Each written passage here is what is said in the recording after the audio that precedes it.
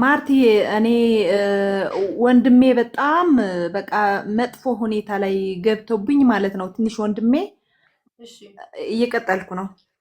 ወንድሜ ማለት ነው እዚህ ፋብሪካ ምናምን ነበረው አዲስ አበባ ውስጥ ማለት ነው።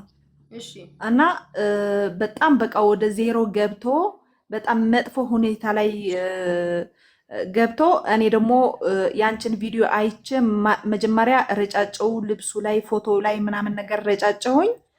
ከዛ በኋላ መጣልኝ ወደ ቤት። ጭራሽ ወደ እኔ አይጠጋም ነበረ፣ ወደ ቤተሰብ አይጠጋም ነበረ። ወደ ቤት እንዲመጣ አደረግኩት። ስልኩን አነሳልኝ፣ ወደ ቤት መጣ።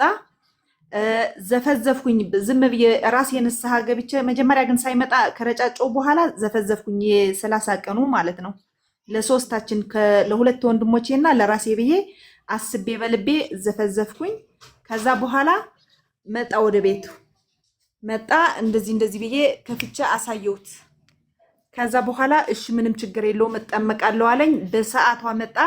ቀኗ ከደረሰች በኋላ 7 ቀን ተጠመቀ። በጣም ትልቅ ለውጥ ስራችን ላይ፣ ሌላ ፋብሪካ ማለን እዚህ ስራችን ላይ በጣም ለውጥ አለ።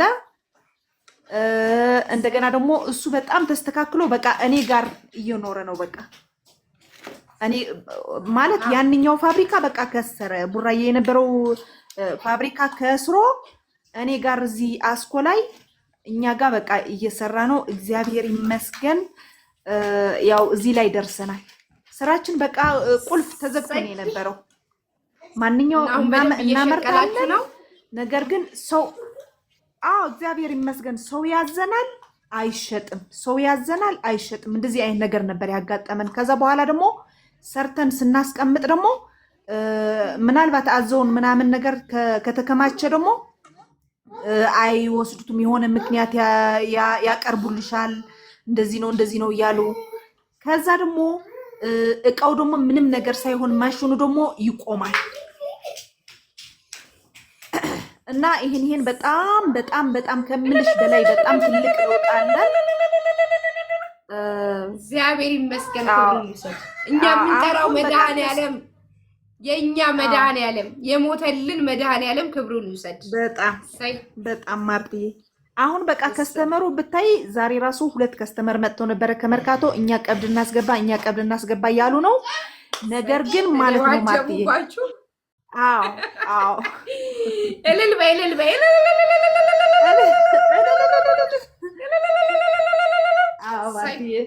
እና ከዚህ በላይ ደስታ ምንም የለም። በቃ ምንም የለም። በጣም በቃ የዘጋብሽ ሁሉ ሲከፈት እኮ ነው የሚንጫጫው።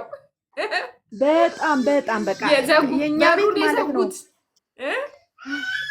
የኛ ቤት ማለት ነው ማርትዬ ከምልሽ በላይ በጣም ብዙ ሚሊዮን ብር ቤት ሁላ ሽጠን ነበረ። በቃ በጣም ብዙ ዋጋ ነው የከፈልነው። ከዛ በኋላ አይሳካም፣ በቃ አይሳካም።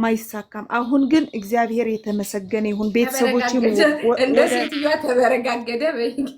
ተበረገደ። በቃ አሁን የሆነ ነገር አለ ስራ ቦታ ላይ በቃ የሆነ እቃው ትንሽ ቆም የሚል ነገር አለው።